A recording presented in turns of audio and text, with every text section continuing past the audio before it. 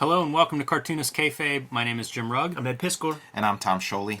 We contributed to Snake Eyes Dead Game issue 5. We're going to look at those contributions along with guys like Neil Adams and a litany of other comics professionals. Our peers. Yes, exactly. But before we dive in there, Ed, what's new with Red Room? Murder on the Dark Web for Fun and Profit is the name of the game in the Red Room universe. 2 issues are on the stands as we speak. Family comics, as you can see, man. We're all ears. New issues come out every 4 weeks or so. You can order and pre-order those comics at your local comic shop or the Fantagraphics website. Jimmy, got to thank you for the variant covers you've been provided, man, because it's definitely boosting those numbers up. The Indie Comics Mount Rushmore. Yes. As I like to refer to them. What's issue 4 again? Stay tuned. You can read the comics ahead of time at my Patreon, patreon.com/edpiskor, $3 for the archive there. And I put up new strips every Tuesday, well over 100 pages worth of strips up there right now for just $3. Tom? I did a graphic novel biography of Jack Kirby called Jack Kirby, The Epic Life of the King of Comics. I also did my version of Jack Kirby's Fantastic Four called Fantastic Four Grand Design. And you can see what comics I'm working on now at Patreon. Just search my name on patreon.com. And I also have a YouTube channel called Total Recall Show. You can join me on patreon.com/JimRugg, where you can download my out-of-print zines and mini-comics, like this collection of notebook drawings, no longer available in print, but free to download on my Patreon. You can also see a lot of my original art, how I make the comics I make, like Street Angel and Octobriana, and so many more. All of that and a lot more on patreon.com/JimRugg. But we are here today to talk about Snake Eyes, the 5th and final issue in this Rob Liefeld miniseries, and called in a bunch of his friends and colleagues to do the inking on this. So kind of an interesting jam piece, this comic. How do you goose the numbers to an issue 5 of a comic? This is a fun way to try. Yeah, I was going to say, answer. figure out a way to get it on the camera of Cartoonist Kayfabe. And he did. He got a couple bites of the apple, right? And you know what? IDW, you guys need to do a little bit more work, man, because we had to buy this comic. And we have a lot of fucking eyeballs, and the fact that their, crack Salesforce wouldn't send copies of this to Cartoonist Kayfabe where we could signal boost this to 44,000 subscribers actually speaks a lot to the industry of comics in a way, man. Because how would you not take advantage of something like that? Uncle Rob, give those guys the what for, man. Because we had to buy this shit, and that's fucking ridiculous that it wasn't sent to us the second it was produced. I'm ready to close this now and talk about some other comic, Ed. That just popped to mind. You are right about dummies. the promo part. Yeah, for sure. But here's your inside cover that gives you the rundown of who's inking which pages to follow along at home. And Rob Liefeld starting out with page 1. I believe he starts and wraps it up, first and last page. He's smart, man. Like he did that even in like the X-Force days, man. Like when there would be the chapter break sequences. Jimmy, this is the closest we'll ever get to having an Extreme Studios book. You know what I'm saying? True. And I was inking my piece with that in mind. And we should direct people to the other videos where we highlighted us inking. That's right. If we're gonna take IDW to task for not promoting themselves right, we need to make sure we do a better job of our own. So we do have videos available showing both of our inked pages, and Tom Scioli in here as well. So all 3 of us represented. You mentioned Extreme Studios, Ed. Let's name some names, man. Well, let's say this. The coloring is what stands out to me in this book. It really unifies a lot of a different variety of stylists, and I think of the coloring as something that came out right away from Extreme Studios in the early days of Image Comics. This is your contemporary version of that. It's come a long way, but it's still those same principles of coloring sort of took over for finishing around that time. If only we could have got Kiko Taganashi, man, to dust off his TRS 80 or whatever, or whatever they used to color comics back in those days. But hold up, man, we got to name. These are the Extreme Studios name. Chance Wolf. He did that one character that was like looked like Professor X with the spikes on the shoulders. That would be in backups of some of the Extreme books. Got freaking Merritt Michaels, man, the Kato Kalin of Extreme Studios, always following Rob around. Dan Fraga and Carl Allstatter, both Extreme Studio tours. The original Prophet artist, man. Dan Panosian. Yes. Met him at a signing in Pittsburgh back in the early days of Prophet. Yes. And then, of course, you got the heavy hitters. But you also got, this is like, what's that one game show? This Is Your Life. Because it's Carl Kessel from Hawk and Dove, Jerry Ordway from Megaton, like the fanzine days. Yeah. Influences, so guys like Neil Adams would have been an influence on him. Contemporary would have been like Will Spartaccio. You know, Philip Tan comes a little later. Eric Canetti comes a little later. They're like second, third, fourth generation Wildstorm, you know, McFarlane type dudes. Ryan Otley contributing a spread in here. Obviously built his name from Invincible, one of the big Image success comics. And Kevin Eastman, you know, the godfather of create your own characters, putting in a cool 2-page spread. So it is quite a list of contributors to this issue. As you say, Ed, very smart way to goose some numbers on a later issue of a series. Makes you curious to check the stuff out, man.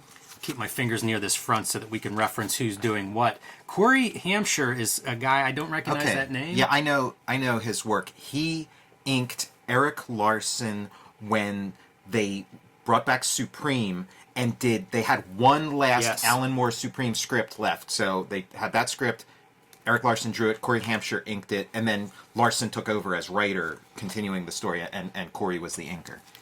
One of the things that I noted going through this issue, I'm surprised if they don't do a black and white issue. You know, we've seen so many of those kind of releases, and the coloring does unify this. You know, it doesn't feel too schizophrenic in terms of all these different hands, which a jam can be. Absolutely, and in a way, you kind of want it to be. It's the beauty of that. Put a black and white one out. Show off these inks. You know, show these different approaches. Because we will see a lot of stuff. Like this is the Philip Tan page, I believe, and he added a lot of stuff, man. A lot of fuss and muss, you know, that you really don't see here. Because like this is my page, and it's like it doesn't look kind of any different. But when we were trading back the black and whites, it was clear. Yes. Yeah, I was going to put it out there. Does anybody in the audience recognize this inker? Because like when you sent me your like inks, it's like, okay, this is so, it had your personality all over it.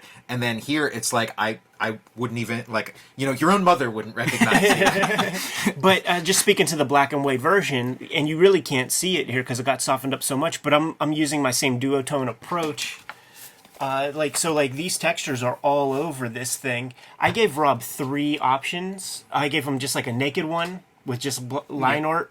I gave him one with like standard duotone, which would have been black and white line repro, which is like one value, because the sort of way that I color or the way that I tone my stuff here, I bump down the opacity on the duotone layer 50%. Because I like that Ninja Turtles autobiography piece, man, where you just see the degraded duotone page, man.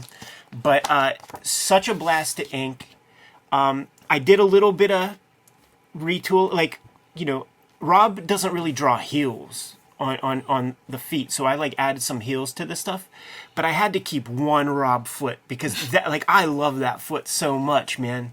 It's crazy looking. And speaking of feet, like there were some tangent pieces on this that I wanted to fix up. Like he didn't do any straight edges for the panel borders or anything. So this line was like matched up. So I wanted this to kind of like extend beyond that.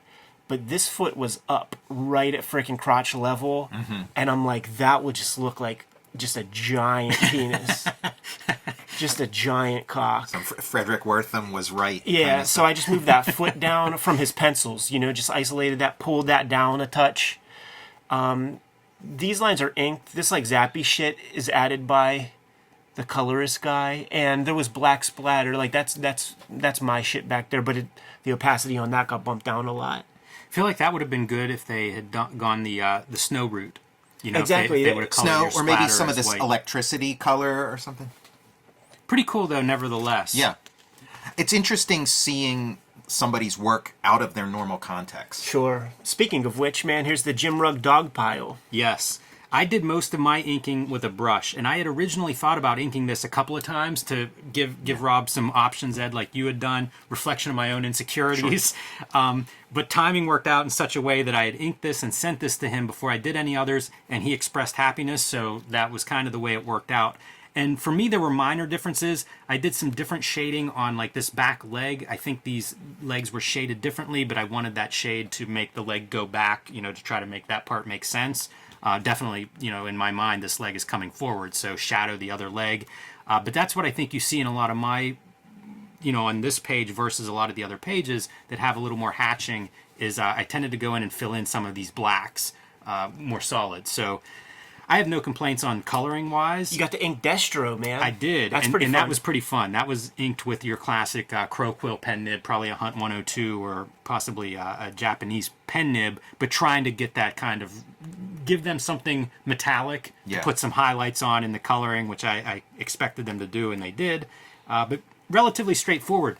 The balloon or the borders, Ed, that you point out is interesting because in my case, these borders were totally linked together. Yeah. And I didn't like that. So I changed the borders just slightly to make them offset Same a on little mine. bit. Yeah. And I was looking at did you say Philip Tan did this one? I wonder it looks like he interpreted borders a certain way. Because Rob was real sketchy He did with his own stuff with that. And it's cool. It gives the inker some room to wiggle. And I actually really liked the pencils I was given. They gave me enough info to have the form very clearly defined. And then it's put some finishing on top of it. Yeah, it was dope, dude. And you did a real good job. I feel the Rugg vibe in there, but so that thick brush, man, and this stuff down here, I feel like there's a Paul Pope vibe to it. That was another thing I did, was made this full bleed around the bottom. I think this was trimmed off possibly in line with this panel, but pretty fun. And every one of these pages that I've seen, because we were trading our pages around, I know whenever we got them, they're pretty fun pages. Yeah. You get a cool shot, cool shot of Snake Eyes, Destro, makes it very fun. I was getting jealous, man. I was like, fuck, dude, you got a cool dog pile. Doesn't Rob trust me? All the insecurities of artists, oh, man, Rob, you wouldn't trust me with the dog pile scene? Very, very, very fun. Chance Wolf here on the facing page. I always think of him as being a frequent Valentino collaborator in the Shadowhawk. You know what? You're right. Days. You're right. That's who it was. That's who I'm thinking of, man. When I mentioned it, it was Chuck Jones who drew that comic that I was talking about. It also makes me wonder, some of these names I haven't kept up with, but I feel like I haven't seen on comic pages in a long time, and I wonder, are they just inking up this page and maybe haven't drawn a comic page in years? But it's sure, I'll ink one of these. It's like calling out the old gang. It's like that movie with Dolph Lundgren and Stallone and stuff. What was that called? The Expendables. The Expendables, yeah. Get the team back together.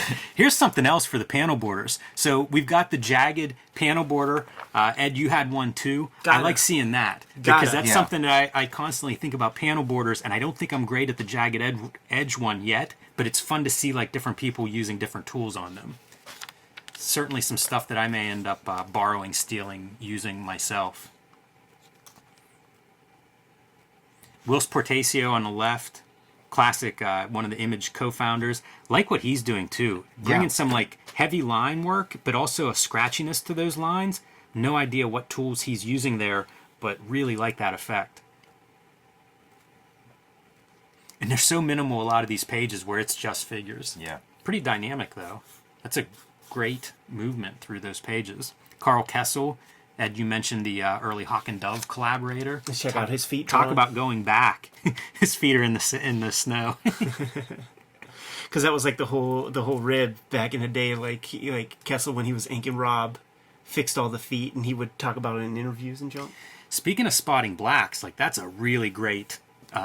It's a panel border. It's the edge of that page. Great silhouette. Pretty cool. It's interesting. He didn't commit. Yes. With the sword. It's not the same thing. Why not, man? That would have been so. Alex Toth would have done that.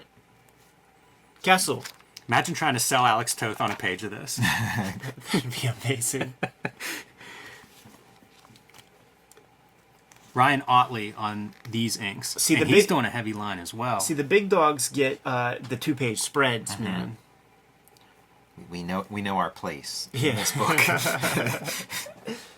Looks good. I have no complaints about any of the pages in here. I think everybody brings some interesting stuff to the table. Paul Scott, not a name that I am familiar with. And he doesn't know about tangents either, because he would have moved that hand up away from the eye. See, that's the thing. When you're finishing somebody, when you're inking over top of somebody, you can help them out, man. Like, I feel like that's part of your job. So if you see shit like this, you don't do that. Like, you move this up a little bit so that you don't have these tangents, and you save your guy. Like, you know, it's a collaboration, strong as the weakest link kind of piece, man. So as a team, you got to look out for one another, man. This is another Chance Wolf page. C-Dub, we call him in the business. This is such a that feels to me so much like the Rob Liefeld kind of page design, you know, of like having your money, you know, make sure there's a money shot of on each page. That's a pretty fun one of him running through several panels. And here's Neil Adams signing his page. Neil Smart, once again, Neil Adams, smartest artist in the book, signing his name. Don't have to look in the inside front cover to see who inked this one. See, this is like another argument about, like, you know, for the colorist to kind of unify everything, because this was a preview page. Of course, Neil Adams gets on the board when they start pimping this comic. Like, these are the pages that they show off, and you see all the Neil Adams all over it. Also, man, if we all like would have like colored our own stuff, and we got to see that like Continuity Studios kind of color, like that on would this be face, amazing. man, that shit would have been so fresh. Because on the Eastman one, you would have probably got some cool airbrush and junk. That's true. You know, like I could have used like my little old 4-color approach. Like man, this could have really been just a crazy, insane comic. That Destro face is incredible. Like seeing kind of the battle between Rob Liefeld's style and Neil Adams' style. It's so interesting, that face, to me. Because you know both, like, those guys are so stylistic and different. Yeah. And you see it kind of like really going at it on his face. I also love it too that I'm sure Neil Adams doesn't know who the heck Destro is, so he doesn't know that that's like a metal face or something, and just thinks that it's like, you know, Dead Man. Yeah, I think you're right. There's some soft edges on there that shouldn't be inked soft. We know what his metal textures look like and stuff, and he knows how to ink that stuff. That's like one of his great kind of mandates when it comes to inking. Like, like you're not tracing lines, you're communicating texture. And that would have been even a harder style clash if he'd have gone in there with that metallic, reflective highlight style on it, but still pretty fun. No, it's awesome. One of the cooler things, like when I first heard about this, Neil Adams is one of the first names you list as being involved, so great to see that, and a pretty fun payoff for Neil Adams. Oh, here's me, and like Neil Adams, I Smart. signed mine. Well done, Tom. And Genius. Anytime I do like sort of like this kind of thing, like if I'm just called in to like pencil something or just do the line work or whatever, I always provide a full color image. Just for my own purposes, I feel like it communicates my intent better. So even if you just take my color and throw it out the window, you at least know what every bit of this is supposed to mean. So I colored my own version of this, which ultimately didn't see print. I'll do like a comparison somewhere and show you side by side. But I was really excited to do this.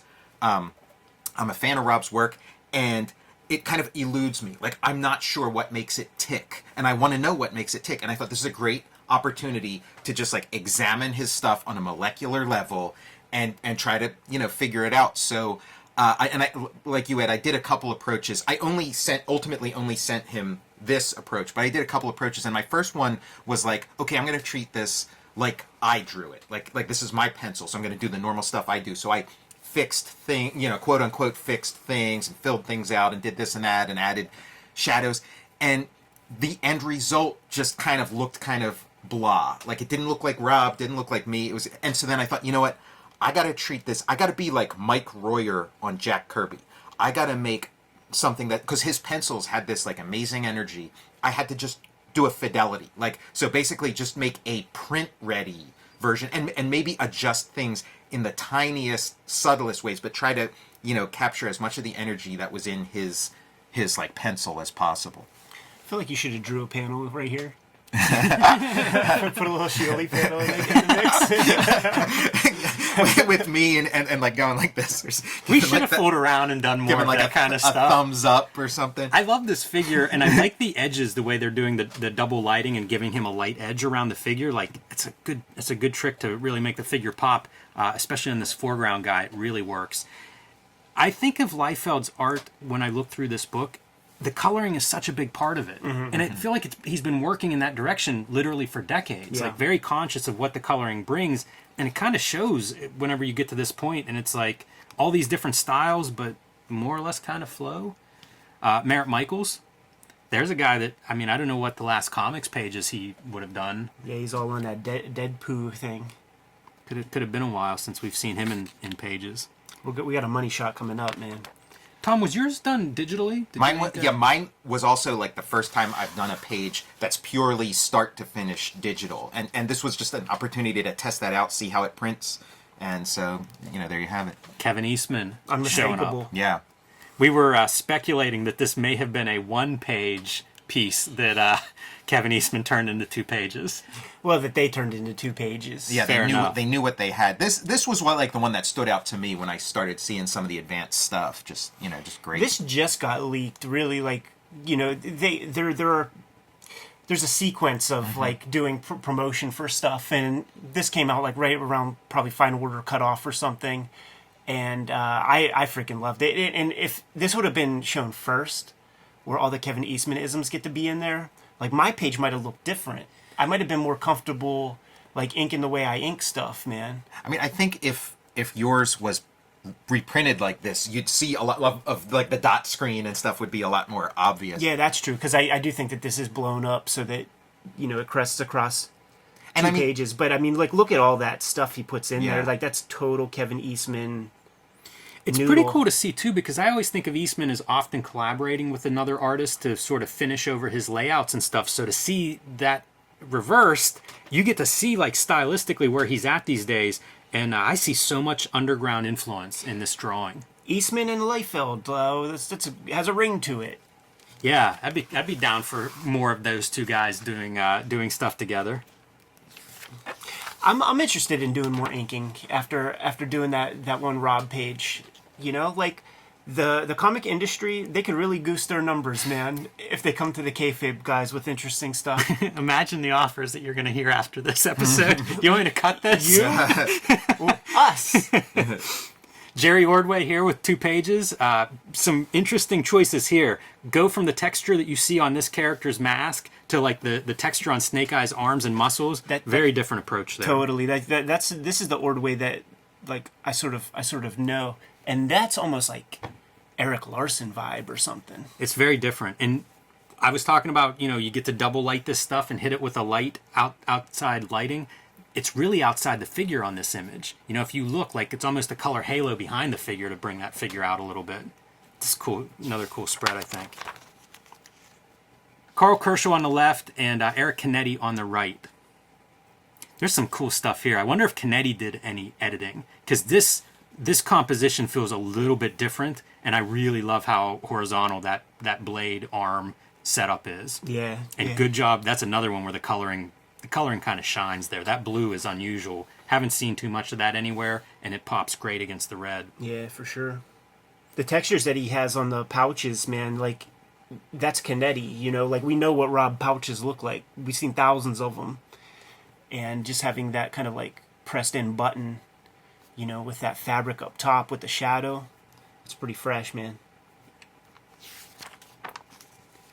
Just a fucking romp. We haven't seen one background in this whole shit, and that's awesome. I actually thought about that. I thought about asking Rob what's the space, like what's the area, because it crossed my mind to maybe be a mangaka assistant and do a fresh ass headquarters, an awesome perspective and shit in the back.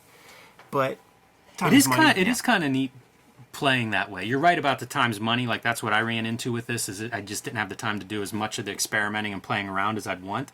But it is kind of fun, having this piece, and then it's up to you to finish, to bring all those other elements. I could see that being very enjoyable in a in a little bit of a bigger collaboration where you can play and get some back and forth. Another argument for having the black and white edition, man, because you see some like mock zips there. Yeah, Dan Panosian here on the left, Dan Fraga on the right. I like both of these pieces too. Panosian's an interesting one to me because I was following him back in the day, and it was like it was the extreme style. Yeah. You know, it fit into that mold.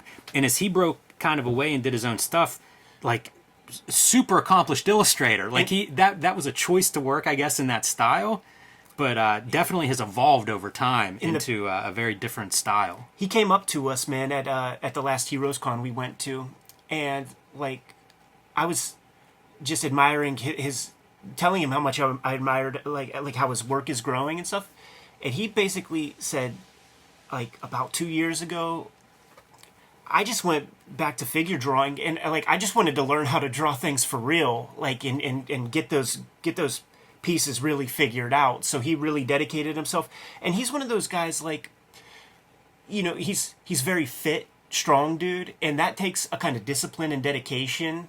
And people who have that kind of discipline and dedication, you don't turn that off. You could apply Right. that to other parts of your life, and Very I think true. he applied that kind of like discipline and dedication to the craft of like learning how to draw proper figures, and it just his pen and ink work just like went to a different level. I bet you Fraga filled these blacks in. That feels like a choice. Yeah, smart choice. It feels Frank Miller-ish. I like how that something looks a about lot. the color and the filled in the black area. It makes me realize now, as we're putting together the artist edition of this issue for IDW, to include the Rob Liefeld pencils. Oh, you got to have next those to pencils. The pencils are incredible. so that you can see the choices that everybody's making there. Now Rob would add these bits like in the pencil stage, Yeah. which is real interesting. But these dots I associate with Fraga.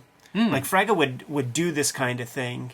Sometimes even just like in the textures, almost like a hatching, like on his figures, like the biceps and stuff would have that at a certain, like I'm talking like Berserkers era, Black Flag era. I think it's a little bit of maybe Sam Keith influence or something with these weird kind of. It's not quite crosshatch. It's not crosshatch. It's not pointillism. Somewhere in between. Now I'm gonna have to go through my Black Flags. Yes, there is a good black and white Black Flag issue #1 out Nice there. rendering on the pouches. He's really dropping that 3D in, like over the edge of the pouch. You know, you can see where that Rounding fold them over off. goes. Yeah.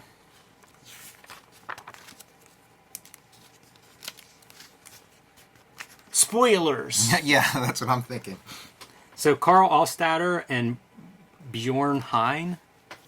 Allstatter's a guy I haven't seen his work in a while either. Yeah. And these guys, some of them may be, still active, and it's just there's so many comics that come out in a month. I don't keep up with everything, but they are names from the past. Like Yeah. that was definitely a guy who Q Unit is the Sure. one that I always remember there. But worked for both Jim Lee and Rob Liefeld in those early Image days, in the early studio days of the Image comics. Yeah, man. Doesn't that look like that one blue character from Bloodstrike?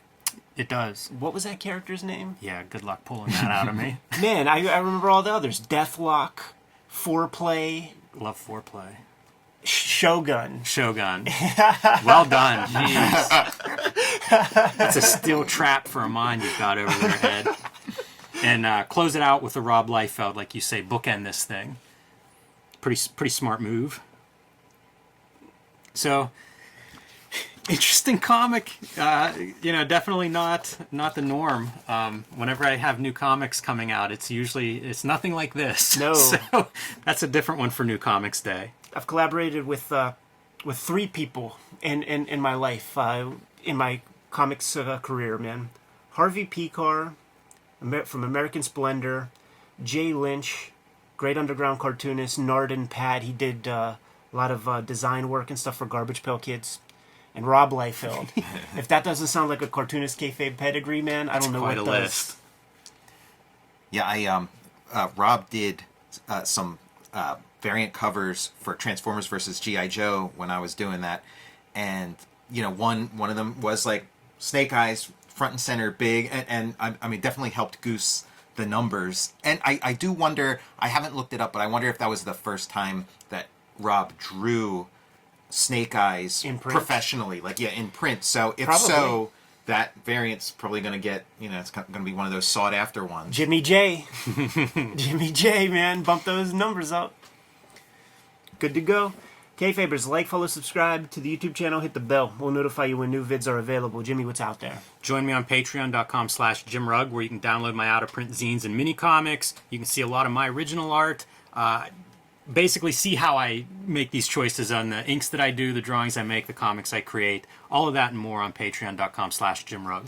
You can read my uninked biography of Jack Kirby, The Epic Life of the King of Comics, and also Fantastic Four Grand Design. No inks in there either. You can check out my Patreon. Go to patreon.com, search Tom Scioli, and check out my YouTube channel, Total Recall Show. Red Room Comics are in the wild. Murder on the Dark Web for Fun and Profit. 2 issues out on the stands as we speak. Another issue coming out in 4 weeks, man. The machine has begun. Order and pre-order those comics at your local comic shop or the Fantagraphics website in the link tree in the description below. Or you can check out my Patreon, patreon.com/EdPiskor. I have all the comics up there before they hit paper. $3 for the archive there. Well over 100 pages, more than 5 issues worth of comics. Subscribe to the Cartoonist Kayfabe e-newsletter at the links below this video.